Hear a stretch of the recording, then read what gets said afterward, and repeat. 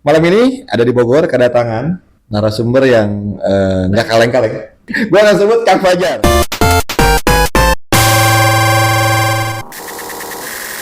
Kang Fajar ini nanti beliau sendiri lah yang terangin, siapa dan kayak gimana, apa yang dilakuin sama beliau nih.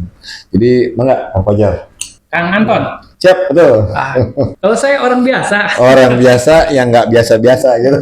Tapi memang keseharian itu praktisi sumber daya manusia HR. Kalau orang kenalnya seperti itu. Di beberapa perusahaan yang ada di Bogor gitu.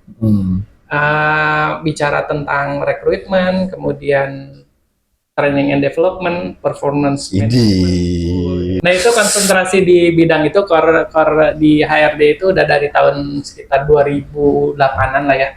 Itu awalnya kerja? Awalnya kerja, ya, memang posisinya langsung SR gitu? Posisinya langsung HR, nggak tahu gimana caranya. Sebenarnya background saya itu jurnalistik.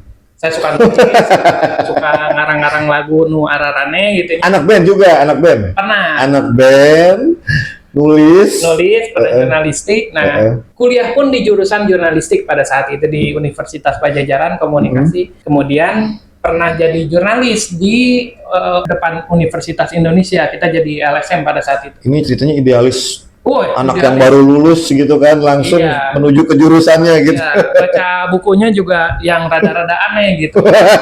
Jurnalis kan gitu. Filsafat, novel, baca tentang artikel segala macam. Nah, nggak tahu gimana, tiba-tiba dapat panggilan dari Bogor Nirwana Residence. Nah, itu saya tempat belajar tentang HR. Saya punya leader itu luar biasa sekali, meskipun dia wanita. Tapi nggak boleh dong, meskipun dia wanita, kesannya karena wanita kan juga sama aja sekarang, gendernya sama lah ya. Dan faktanya ketika saya dididik sama beliau, kurang lebih, nah akhirnya saya mencintai dunia human resources. Berapa tahun Bang Fajar itu? Dari 2008 sampai sekarang. Resign terakhir? Tapi kalau di Bogor Nirwana Residence itu sampai 2017. 2008 sampai 2017, 9 tahunan lah ya. Ya, dia under Bakri Land Development 9 tahunan, kemudian saya mengembangkan diri, ya ceritanya pengen punya usaha lah. Nah, ini kita masih banyak belajar. Nah, kita tanya usahanya apa, kita tanya nih nanti. Atau kita sebutin Mbak? Boleh Kang Fajar sebutin nggak usahanya? Di bidang konsultasi, terus usaha yang terkait di HR? Tentang HR, edukasi, tentang pengembangan soft skill, hard skill. Ini kan gini nih Kang, saya pernah baca satu artikel, cuman lupa juga di mana, kapan gitu ya. Ada nih suatu mitos yang bilang Bogor ini kota mager, produktivitasnya kurang dan lain-lain itu. Nah kalau Kang Fajar sendiri kan SR ya gitu. Gimana tuh ngebaca? Langsung masuk nih. Itu by data kah, memang pengalaman yang pernah dialamin pas interview atau apa? Nah ini yang saya kadang-kadang ini aja. Jadi kadang-kadang mikir sendiri gitu. Tapi memang kita tuh tergoda untuk menyimpulkan. Benar nggak? Padahal nggak cuma, kadang-kadang itu opini ya, berarti kalau kita bilang menyimpulkan opini kan? Iya opini. Cara pandang kita, sudut pandang lah ya. Gitu. Contoh kasus misalkan, kalau saya di Jawa Timur memandang orang Madura tuh, orang Madura tuh tukang rusuh. Terus ada besi di depan dia, jembatan. Sorry ini bukan bermaksud keras ya. Bukan bermaksud keras ya. Tapi bukan sara lah. Tapi emang sara juga ya.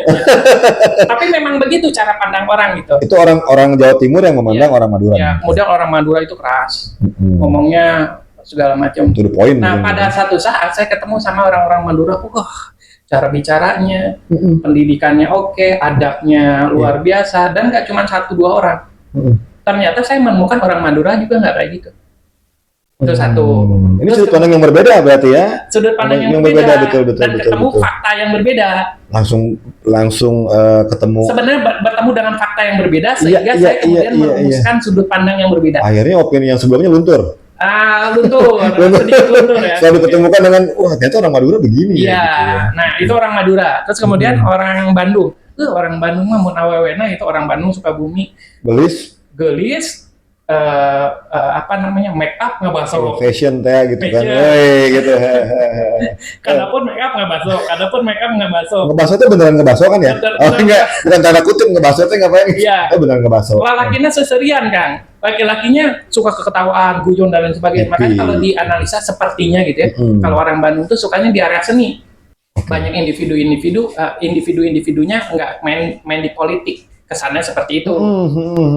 Nah, kemudian kalau kita lihat orang-orang Chinese punya stereotypingnya sendiri, orang Arab punya stereotypingnya sendiri. Mungkin Bogor pun demikian. Jadi Bogor sih karena ngenah ya, daerahnya itu kan pegunungan, dataran tinggi segala macam. Kaki Bandung Gunung Salak, waduh. Hawanya sejuk, curah hujan tinggi mungkin curah gitu, hujan tinggi, gunung gede. Kemudian kita kan ada Gunung Salak dan Halimun, ada Gunung Pancar. Ini bicara demografi ya, Pak Fajar ya, demografi. Dikelilingi. Ya. Karena kota transit pengaruh nggak itu? Segala rupa. Itu kalau kota transit justru malah seharusnya membuat sebuah kota itu seolah-olah dia punya menjadi multicultural, ya, lebih strugglingnya lebih tinggi seolah-olah seperti itu ya.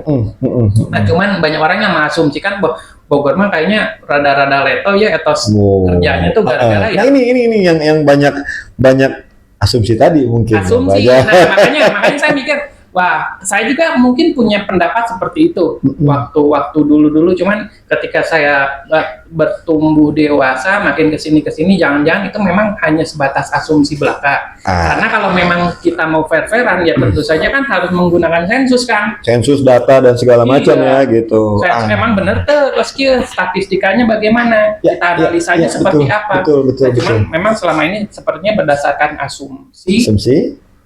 Kalau asumsi pribadi sih nggak jadi masalah ya, cuman jangan sampai itu memuncul, orang jadi berkhotbah. Ya jangan memunculkan jadi kayak kebencian. Mana dasar Bogor nih, Bogor teh kan gitu. Cina, gitu kan. Batak ya si Batak. Ini kita balik lagi yang tadi kayak orang Madura. Ya. Bahwa sebetulnya pada saat Kang Fajar kenal betul dengan orang Madura, bersentuhan langsung, ternyata nggak seperti itu kan, gitu. Jadi gimana cara, saya juga nggak bilang, kita gimana cara mematahkan mitos bahwa orang Bogor ini secara etos kerjanya nggak bagus dan segala macam. Kang Fajar kan sebagai SR mungkin ya sering lah bersentuhan langsung dengan orang-orang lokal Bogornya. Nah, yang menurut Kang Fajar sebenarnya secara realnya nih, nah gimana sih? Untuk mematahkan fakta dan seolah-olah fakta ya. Seolah-olah fakta asumsi lah gitu. Loba ulin gitu. Karena kalau kita ngelihat sebenarnya di Bogor tuh banyak individu-individu yang menarik ya. Artinya dia punya usaha juga berhasil. Terus ketika dia konsentrasi di bidang tertentu juga ternyata oke juga. Ini orang asli Bogornya berarti kita bilang. Nah, itu harus didefinisikan lagi. Itu kan dia. Asli Bogor tuh yang bagaimana? Apakah lahir di Bogor, tapi sementara orang tuanya tuh misalkan dari Palembang. Iya. KTP sih udah Bogor sih. Oke, nah itu kayaknya KTP-nya Bogor atau bagaimana gitu. Iya. Jadi rada bingung juga. Iya. Jadi penggolongannya kemana ya gitu ya? Misalkan kameramen kita nih, dia orang Bogor nih. William misalnya. Tapi ternyata keturunannya orang Padang. Ada Sumatera Barat katanya gitu Padang. Apa? Saya Jakarta. Nah. Tapi memang KTP udah Bogor. Udah Bogor. Kan bingung juga. Definisinya terhadap orang asli Bogor itu gimana gitu ya? Kira-kira begitu kan? Apakah memang turun-temurun bapaknya Bogor, kakeknya Bogor itu disebut orang asli Bogor? Apakah memang pendatang gitu kan? Tapi memang pastinya situasi geografis tuh pasti menentukan sih kan. Ada penentunya, cuman tergantung bagaimana masyarakat di area tersebut kemudian memegang nilai dan mau memperjuangkannya, punya cita-citakah dan lain sebagainya, itu menentukan. Jadi misalnya seperti ini apa ya? Cuman kalau melihat Bogor, mungkin ya jarang gaul sama orang-orang yang punya etos kerja yang kuat aja sih. Jadi kita bisa bilang bahwa nggak bisa juga asumsi tadi bahwa bilang orang Bogor secara etos kerjanya kurang gitu ya. Susah juga kan, kita nggak bisa bilang kan sampling. Contoh gini ya, saya pernah kerja, jadi cerita ya sedikit, saya pernah kerja di salah satu perusahaan Jepang di tepatnya di Sulawesi waktu itu, dan itu multiras di situ. Ada orang, ya ada Jawa, ada sampai ada yang betul-betul memang orang Bogor. Ada orang Bogor, saya nggak mau sebutkan titik tempatnya yang pasti, tapi beliau Bogor lah. Nah, datang ke situ. Dan dari 16 sekitar 15 sampai 16. Itu memang yang ternyata yang 3 orang yang Bogor. Memang ini yang, karena kita kan boleh pulang 2 bulan sekali. Ini baru 1 bulan udah pengen pulang gitu kan. Terus kadang-kadang yang satu lagi sakit-sakitan, ingat istrinya lah segala macam, yang satu lagi ada yang takut terbang pesawat. Nah jadi ini yang jadi masalah orang Bogor semua. Padahal kalau saya bilang itu sampling ya. Nah ini saya juga nggak mau bersebut. Saya nggak bilang karena ini acaranya ada di Bogor, bukan. Tapi saya bilang itu adalah sampling. Kita nggak pernah tahu loh teman-teman kita yang ada orang Bogor kerja di tempat lain apakah begitu gitu kan. Tapi karena memang di sini ada Kang Fajar yang sering bersentuhan langsung dengan ya kalau boleh bilang SR kan langsung gerbangnya. Nah tadi makanya Kang Fajar sendiri kan nggak juga bilang bisa itu benar, nggak bisa bilang benar, nggak bisa bilang salah gitu. Kayak gini ya, kalau di tempat kerja saya udah beberapa perusahaan saya kerja tuh. Ada beberapa orang Bogor, dan kalau di Bogor kan pastinya banyak orang Bogor. Kenyataannya fine aja gitu, fine aja gitu. Jalan aja ya gitu. Jalan aja nggak masalah gitu. Kalau dibilang etos kerjanya bagus apa enggak ya lihat aja dari financial statementnya, misalkan dari revenue-nya, oke aja perusahaannya masih ada kok gitu, dan dibanggakan juga di Kota Bogor. Artinya kalau ngomongin ya itu aja meren, kamu mah ketemu sama orang yang kembali lagi sampling. Oke lah, orang stereotyping seperti itu ya mau gimana ya, orang udah memposisikan warga Bogor seperti itu. Udah tajam nih mindset, udah tertanam turun-temurun gitu. Sebenarnya jangan dianggap bagaimana sih, jangan baperan, Bogor gelut jangan gitu. Betul. Padahal yang seperti itu oke lah, nggak apa-apa. Ya udahlah kita tunjukkan, benar nggak orang Bogor seperti itu. Kan kita tunjukkan dengan bukti lebih mantap. Ya. Ketimbang hanya. Makanya ini yang mau kita kita buat satu ya bukan mematahkan mitos, tapi lebih kepada nggak benar juga kalau orang bicara seperti itu gitu kan. Nggak bisa juga kita bilang bahwa mayoritas ya Bogor, nah itu nggak boleh juga kan. Kalau mau ngomongin mayoritas, minoritas, ayo main data. Nah itu makanya mereka punya data dari mana kan, gitu nggak ada data. Tapi memang karakter sebuah masyarakat, sebuah bangsa itu nggak cuma ditentukan sama kondisi geografi juga sih. Regulasi, bagaimana leadernya memimpin, value yang dimiliki oleh leadernya seperti apa, apakah dia memberikan pendidikan yang layak, termasuk mendidik karakternya bagaimana, nah itu pengaruh juga. Jadi pada saat contoh dia masuk dengan karakter yang memang real aslinya dia, pada saat di dalam itu kayak ada pendidikan, pelatihan dan lain-lain, leadernya kan pasti harusnya jadi bagus, kerjanya jadi bagus harusnya gitu. Kalau dia nggak punya leader, nggak punya pandangan untuk membentuk sumber daya manusia, etos kerja yang cara pandang yang susah juga gitu. Sebenarnya secara garis besar nggak bisa juga kita bilang bahwa mitos tadi nggak semuanya benar, berarti kan gitu kan. Berarti ada beberapa poin ya, termasuk bahwa tadi mitos itu tidak benar semua. Terus juga ini peranan leader ini sangat berpengaruh terhadap mau orang Bogor, mau orang mana lah ya, Aceh, mau Sulawesi atau manapun, Sumedang, Cianjur gitu. Nah ini yang sekarang yang menarik ini Kang Fajar, ini yang lagi tren ya, AI. Nah ini kan dampaknya besar sekali buat SDM. Nah menurut Kang Fajar nih, kira-kira apakah positif, apakah negatif, dan apakah perlu ya gini, sebagai SDM ini berpacu dengan AI. Ya, kita harus melodi ya. Gimana lah gitu, bukan melodi ya berpacunya. Jadi supaya tidak tergeserkan dengan AI, ya gimana caranya? Ya. Teman-teman teman-teman kita sebagai ya yang kerja di satu instansi atau satu perusahaan, gimana caranya biar nggak tergeser gitu kan? Menurut Kang Fajar nih. Tolong tolong diarahkan, bising saya ngayayai ke mana. Siapa? Ngayayai itu apa sih ngayayai? Ngatur. Ada strukturnya. Iya. Kalau saya jadi ingat diri saya sendiri ya. Waktu zaman dulu tuh pas 2010 tuh saya banyak update kayak pakai Forshare, terus pakai tools di internet segala macam. Itu zaman BBM. Masih BlackBerry ya, BlackBerry 2010 ya. Oke. Dari situ saya seolah-olah dipandang sama leader saya atau sama orang-orang yang di atas usia saya kolonial. Sebelum milenial? Sebelum milenial itu Gen X ya. Gen X atau milenial awal gitu ya. Nah, dianggapnya kayaknya keren nih. Wah, hebat nih. Udah bisa satu langkah. Iya. Seolah-olah TikTok desain. Iya. Ide-idenya unik-unik. Ini kan desain juga nih Kang Fajar ngomong nih. Desain iya, kadang-kadang suka nggak desain. Suka nggak desain? Oke. Desain buku panduan buat perusahaan. Nah, itu kok jadi iklan. Ini nanti kita bahas di belakangan di ujung. Ya, jadi dari situ saya ketika melihat perkembangan teknologi yang cukup gila ya, dulu kita nggak kenal AI, sekarang ada AI. Iya. sekarang yang memegang AI itu kan rata-rata anak-anak Gen Z dan milenial akhir. Ternyata saya mulai berpikir gini, oh saya tuh seperti halnya orang-orang kolonial atau milenial awal. Kalau saya nggak melakukan perubahan, wah susah juga. Iya. Nah, karena memang faktanya balik lagi kan, banyak pekerjaan yang kemudian diambil oleh AI. Oh iya? Oh tentu saja.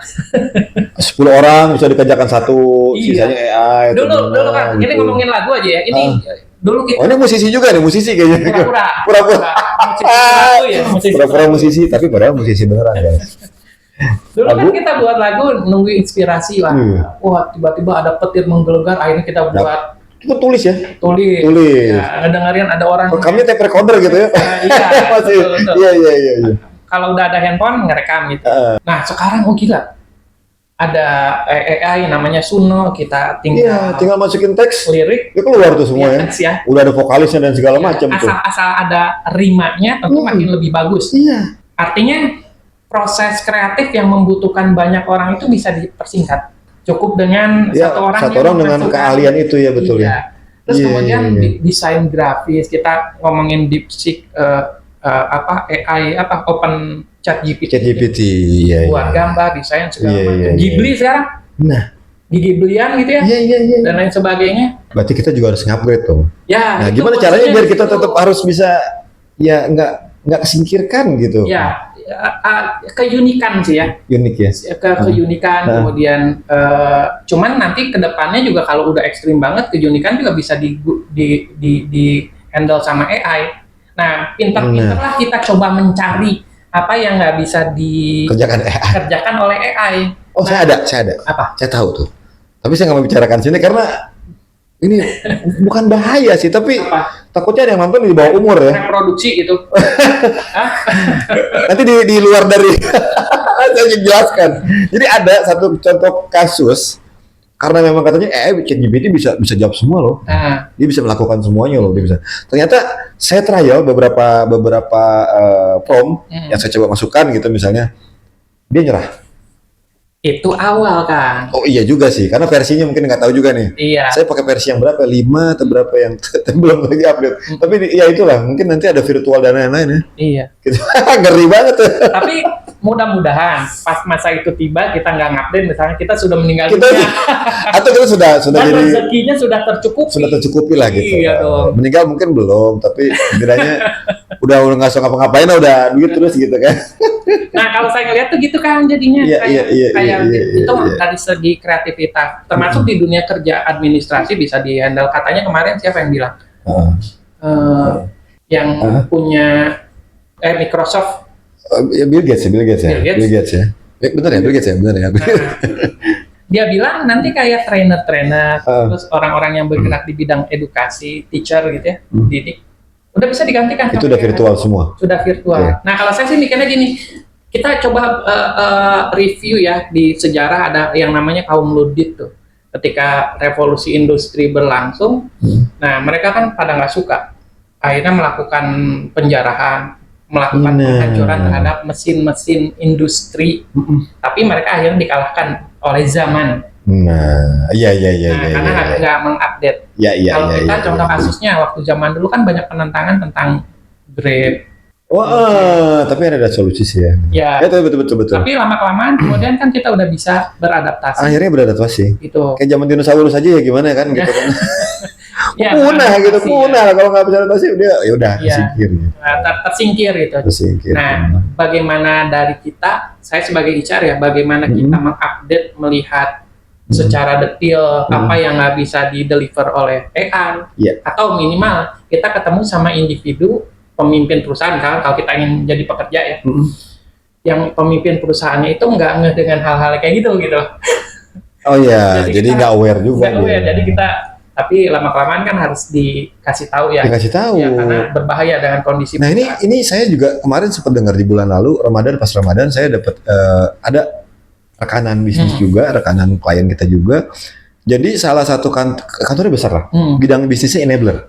Nah jadi lumayan besar ya. Jadi kliennya pun kalau nggak salah luar negeri dan segala macam. Dia bilang Itu dari sekian banyak, saya lupa, ada 200 klien yang diurus. Oke. Dia cuma punya 4 karyawan tetap. Sisanya mungkin kayak freelance ya gitu. Tapi nggak punya manajer keuangan. Saya tanya, gimana urusannya? Ini perusahaan besar ya, nggak punya AI lah. Manajer keuangannya sudah pakai AI. Itu perusahaan besar ya. Jadi wah ini agak ya aware juga buat kita gimana caranya kita bisa mengupgrade seperti tadi Kang Fajar tadi. Ya banyak sebenarnya lini-lini yang bisa kita unik tadi misalnya kita harus punya satu. Nggak bisa dilawan. Nggak bisa dilawan sih memang. Nggak bisa dilawan. Iya, itu bagian dari dalam tanda kutip bukan evolusi biologis ya, saya nggak percaya. Tapi evolusi terkait tentang teknologi makin ke depan ya otomatis ya bakal makin canggih gitu. Makin modern, betul. Dan ya pasti kita harus memanfaatkannya secara positif ya Kang ya. Itu tepat. Untuk misalnya katakan untuk seorang pekerja seni dia bikin lagu, misalnya dia seorang contoh misalnya apa ya, contoh arsitek ya udah bikin ya dia sesuai dengan bidangnya dong ya kan. Jadi atau seorang penulis apa lebih gampang lagi. Kang Fajar terakhir nih sebelum kita nanya, kita bisa minum dulu nih, ada sponsor dari Aquaviva ya. Silakan diminum. Pertanyaan terakhir saya nanti simple sih. Dari yang tadi Kang Fajar bilang pertama bergerak apa ya, Kang Fajar ada satu usaha, bidang usaha yang tadi konsultan, lebih ke konsultan ya. Nah ini boleh jelaskan Kang Fajar mungkin di mana dan bagaimana caranya orang bisa menghubungi atau misalnya butuh jasa itu gitu, gimana nih Kang Fajar? Ya, kalau saya memang bergerak di bidang kayak edukasi, pengembangan soft skill dan hard skill ya. Tapi kalau hard skillnya itu lebih konsentrasinya di HR. Nah, saya punya lembaga yang namanya Arasi Smile. Arasi Smile. Tersenyum, ayo tersenyum. Nah, nanti di IG-nya ada di itu kita di deskripsi. Nah, kita bergerak di dunia pengembangan sumber daya manusia, buat sistem ke-HRD-an juga HR. Bagaimana cara membuat visi misi organisasi yang tepat. Punten Kak. Jadi misalnya saya punya perusahaan nih. Sistem itu contoh begini ya, ada satu sistem contoh ya, kalau untuk SR ya, dari mulai jam kerja, absensi, apakah Kang Fajar juga sampai segitu? Bisa. Weh, ini dia nih buat teman-teman yang mempunyai punya perusahaan dan mau untuk upgrade. Nah, ya kalau ngomongin sistem HR secara keseluruhan ya kita ngomongin visi misi values organisasinya, terus nanti perusahaan ini kebingungan nih buat membuat struktur organisasi yang tepat itu seperti apa, kita buatkan struktur. Berarti beda jenis usaha beda lagi dong, belum kata sama dong berarti beda ya. Cuman memang secara general pasti ada salesnya, ada productionnya, ada operationnya, ada supportingnya, kurang lebih seperti itulah. Itu pilar yang wajib ya. Cuman memang setiap bisnis pasti ada keunikannya sendiri yang berbeda, strukturnya pasti beda. Pasti. Jadi nggak semua bisa dibikin sama. Nggak bisa template. Nggak bisa copy paste. Itulah. Nah, makanya nggak gampang ya berarti. Kerjaan Kang Fajar nih. Makanya kita kalau untuk konsultan itu ya menawarkan sistem, kenapa rada sedikit rumit karena kita eksplorasi dulu. Harus benar-benar tahu ini bidangnya apa, terus marketnya kemana mungkin seperti itu ya. Terus tenaga produksinya seperti apa, apalah gitu jam kerja dan description-nya kan pasti berbeda. Itu juga nggak sampai sebegitu kan? Cara menilainya kita menggunakan KPI. Kalau perusahaan kan misalnya menggunakan balance scorecard atau project menggunakan OKR dan lain sebagainya, kita bisa deliver seperti itulah. Nah ini penting konsultan. Tapi kalau untuk yang kayak ngadain event-event khusus atau dari perusahaan ngundang leadership, communication skill, public speaking, jadi trainer kelas, atau buat corporate culture, budaya perusahaan, atau buat buku panduan, atau buat motivasi nu rada heureuy, termasuk sampai ke situ juga ya. Iya. Jadi pokoknya contoh ya, ini mungkin agak sedikit panjang durasi. Contoh gini, Kang Fajar. Misalnya dari satu perusahaan ada tim manajemennya yang akan, Kang saya punten nih, saya pengen ngupgrade manajemen saya. Kumaha tah? Ayo Kemon. Siap ya, sampai segitunya. Berarti sampai segitu juga. Iyalah. Sampai ke ngupgrade si SDM tadi ya, gitu ya. Ini untuk informasi ini terkait tadi bidang usahanya Kang Fajar sendiri, apa tadi? Sorry? Arasi Smile ya. Ya. Itu gimana caranya untuk menghubunginya gitu Ya. atau di IG, TikTok? Nanti ada situsnya, terus ada Ada webnya. webnya Solusi Training Murah. Solusi Training Murah ini. Terus Facebook sama Instagramnya Arasi Media. Arasi Media. Jadi teman-teman nanti Bisa di ini. iya bisa ditampilkan juga atau mungkin ada teksnya nih Kang Luki gimana kan? Ya. Siap boleh ya. Mungkin sementara gitu Kang Fajar, Oke. sukses selalu. Semoga ini lancar terus. Insya Allah kita bisa Amin. kolaborasi dengan berbagai bidang tadi nih seperti kita bahas sebelumnya. Terima kasih banyak Kang Fajar. Ada di Bogor.